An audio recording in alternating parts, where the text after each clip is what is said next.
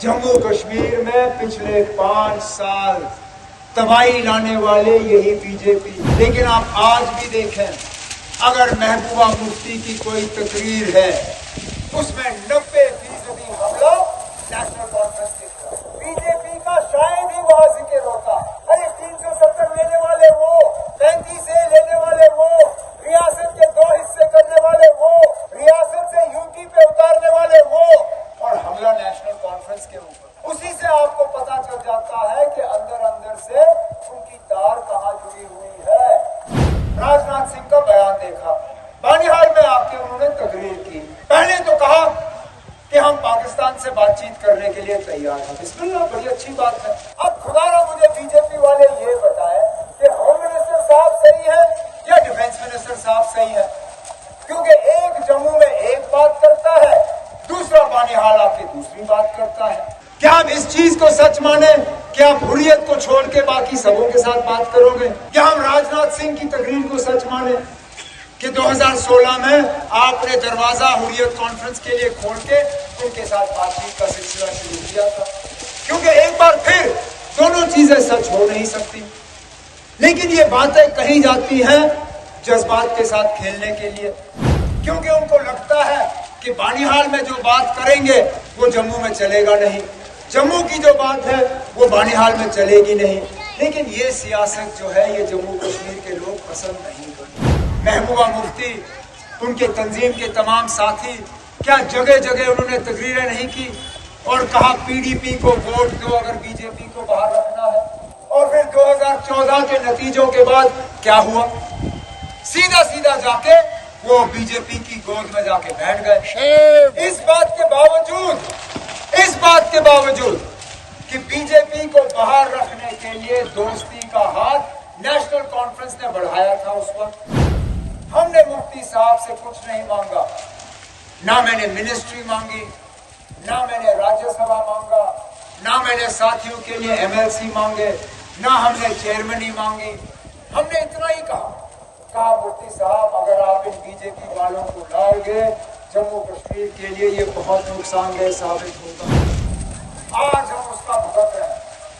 अगर हमारा अपना झंडा नहीं है, हमारा आईन अपना नहीं है, हमारी जमीनों पे हमारा हक नहीं रहा, बदकिस्मती से यहाँ प्रोजेक्ट बने, चाहे टनल हो, रेल हो, हाईवे हो, ठेकेदार भी बाहर से, इंजीनियर भी बाहर से, काम करने वाले भी बाहर से, मजदूर भी बाहर से। पहाड़ हमारा कटता है, आबो हवा हमारी खराब हो जाती है, हमारे घर के दीवार हिल जाते हैं जब ये ब्लास्टिंग करते हैं, लेकिन हमारे लोगों को इन प्रोजेक्टों में रोजगार नहीं मिलता। हम नेशनल कॉन्फ्रेंस वालों की खुशकिस्मती ये है कि हम जो बात कश्मीर में करते हैं वही बात बानिहाल में करते हैं, वही बात रामबन में करते हैं, वही बात उधमपुर में करते हैं, वही बात जम्मू में करते हैं। लेकिन हमारे कुछ मुखालिफ ऐसे हैं जिनका समझ में नहीं आता, सुबह एक बात, दोपहर को दूसरी बात। अब यही बीजेपी वाले मान लीजिए जो यहाँ वोटों को तकसीम करने पे लगे हुए हैं। कल का मैंने ये डिफेंस मिनिस्टर राजनाथ सिंह का बयान देखा, बानिहाल में आके उन्होंने तकरीर की। पहले तो कहा कि हम पाकिस्तान से बातचीत करने के लिए तैयार हैं। बिस्मिल्लाह, बड़ी अच्छी बात है। लेकिन जब हम लोग इसी चीज का जिक्र अपने मंशूर में करते हैं तो वजीर दाखिला अमित शाह साहब हम पे जो है सवार हो जाते हैं, हमें निशाना बनाना शुरू करते हैं।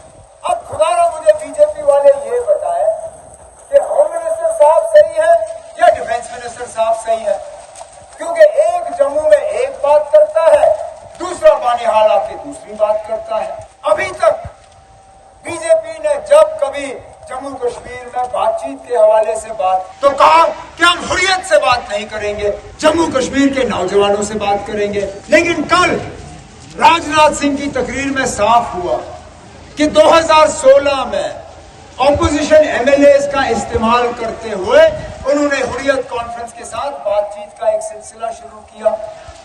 अब खुदारा मुझे बताइए, हम किस चीज को सच माने? क्या हम इस चीज को सच माने कि आप हुर्रियत को छोड़ के बाकी सबों के साथ बात करोगे? क्या हम राजनाथ सिंह की तकरीर को सच माने कि 2016 में आपने दरवाजा हुर्रियत कॉन्फ्रेंस के लिए खोल के उनके साथ बातचीत का सिलसिला शुरू किया था?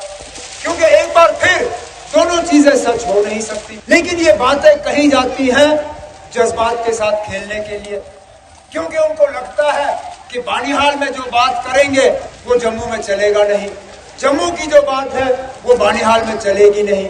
लेकिन ये सियासत जो है ये जम्मू कश्मीर के लोग पसंद नहीं करते। वो चाहते हैं कि आप जहां आओ तो कम से कम लोगों को सच तो बोल के जाओ, ताकि उस सच के बुनियाद पर लोग अपने वोट का फैसला करें और उस बुनियाद पर फिर यहाँ से उम्मीदवार को जितवाएं। उसके साथ हमारे खिलाफ मैदान में वो भी जमात जिन्होंने अक्सर बेशतर लोगों के जज्बातों के साथ खेला है। निशान उनका करम दवात है, सियासत उनकी हमें समझ नहीं आती।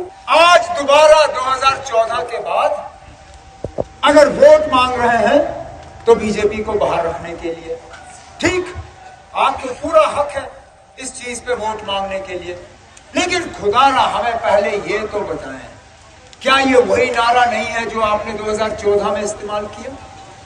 क्या 2014 में जगह जगह मुफ्ती साहब, अल्लाह मगफिरत करे उन्हें, महबूबा मुफ्ती, उनके तंजीम के तमाम साथी, क्या जगह जगह उन्होंने तकरीरें नहीं की और कहा पीडीपी को वोट दो अगर बीजेपी को बाहर रखना है? और फिर 2014 के नतीजों के बाद क्या हुआ? सीधा सीधा जाके वो बीजेपी की गोद में जाके बैठ गए। इस बात के बावजूद कि बीजेपी को बाहर रखने के लिए दोस्ती का हाथ नेशनल कॉन्फ्रेंस ने बढ़ाया था, उस वक्त हमने मुफ्ती साहब से कुछ नहीं मांगा। ना मैंने मिनिस्ट्री मांगी, ना मैंने राज्यसभा मांगा, ना मैंने साथियों के लिए एमएलसी मांगे, ना हमने चेयरमैनी मांगी। हमने इतना ही कहा मुफ्ती साहब अगर आप इन बीजेपी वालों को लाओगे जम्मू कश्मीर के लिए ये बहुत नुकसानदेह साबित होगा। आप हमारे साथ हाथ मिलाइए, 6 साल हुकूमत करिए, 6 साल आपको कोई तंग नहीं करेगा, लेकिन खुदारा इन बीजेपी वालों को आप मत लाओ। उस वक्त मुफ्ती साहब को हमारी बात कबूल नहीं हुई, उन्होंने बीजेपी के साथ हुकूमत बनाई और जैसे कहते हैं लम्हों ने खता की, सदियों ने सजा पाई। आज हम उसका भुगत रहे हैं। अगर हमारा अपना झंडा नहीं है, हमारा आईन अपना नहीं है, हमारी जमीनों पे आप हमारा हक नहीं रहा, हमारी दरियाओं पे हमारा हक नहीं रहा, हमारे आब हवा पे हमारा हक नहीं रहा, तो इस बात की बदौलत और आज भी अगर आप देखें, मैं हैरान होता हूं, जम्मू कश्मीर में पिछले 5 साल तबाही लाने वाले यही बीजेपी। लेकिन आप आज भी देखें, अगर महबूबा मुफ्ती की कोई तकरीर है उसमें 90% हमला नेशनल कॉन्फ्रेंस के खिलाफ। बीजेपी का शायद ही वहां जिक्र होता है। अरे 370 लेने वाले वो, 35 से लेने वाले वो, रियासत के 2 हिस्से करने वाले वो, रियासत से यूटी पे उतारने वाले वो, और हमला नेशनल कॉन्फ्रेंस के ऊपर। उसी से आपको पता चल जाता है कि अंदर अंदर से उनकी तार कहां जुड़ी हुई है। लेकिन हम लोग सिर्फ डरा धमका के वोट नहीं मांगते, हम लोग इंतजामिया का गलत इस्तेमाल नहीं करते, हम लोग लोगों के ऊपर पर्चे दाखिल नहीं करते। मैं यहां स्टेज पे बैठा था तो इलियास मुझे कह रहा था कि जब से इसने हमारे साथ हाथ मिला के सजाद को जितवाने के लिए काम किया है, तब से इसके ऊपर 2 केस ठोक दिए गए। उन केसों की कोई जवाजियत नहीं, लेकिन सिर्फ और सिर्फ इनको दबाने के लिए और तंग करने के लिए, इनके साथियों को मजबूर करने के लिए। इलियास कोई बात नहीं ना, ये चंद दिनों का खेल है, महीने के बाद कोई मतलब नहीं होगा ना। आज 9 सितंबर है, अब महीना भी नहीं रहा नतीजों को। आपने 29 दिन थोड़ा सा रखना है ना, आप सब्र। 30वें दिन सारा ठीक हो जाएगा, बेफिक्र रहिए। जनाब उमर साहब आगे बढ़ो, उमर साहब आगे बढ़ो। गली गली नगर नगर, गली गली नगर नगर, गली गली नगर नगर। मैंने नेशनल कॉन्फ्रेंस के मंशूर के हवाले से बात की और मैं उसमें से 2-3 अहम चीजों पे यहाँ बात करना चाहूंगा। देखिए, सियासी जो हमने वादे किए 370 को लेके, रियासत का हमें दर्जा वापस मिले उसको लेके, वो तो ठीक है, लेकिन उनसे आपके रोजमर्रा के जो मुश्किलात हैं, परेशानियां हैं, वो दूर नहीं हो। और हमने अपने मंशूर में सिर्फ सियासी बातें नहीं की हैं, सिर्फ आपको डरा धमका के हम वोट हासिल करने की कोशिश नहीं कर रहे। हम चाहते हैं कि एक बेहतर जम्मू कश्मीर हम अगले 5 साल में जो है कायम करें, और उसके लिए आप हमारा मंशूर देखें, अंग्रेजी में भी है, उर्दू में भी है। हमने कुछ ऐसी बातें की हैं जो हमें लगता है हर किसी को जो है उससे फायदा होगा। अब एक यहाँ बेरोजगार नौजवानों की एक फौज, बदकिस्मती से यहाँ प्रोजेक्ट बने, चाहे टनल हो, रेल हो, हाईवे हो, ठेकेदार भी बाहर से, इंजीनियर भी बाहर से, काम करने वाले भी बाहर से, मजदूर भी बाहर से। पहाड़ हमारा कटता है, आबो हवा हमारी खराब हो जाती है, हमारे घर के दीवार हिल जाते हैं जब ये ब्लास्टिंग करते हैं, लेकिन हमारे लोगों को इन प्रोजेक्टों में रोजगार नहीं मिलता।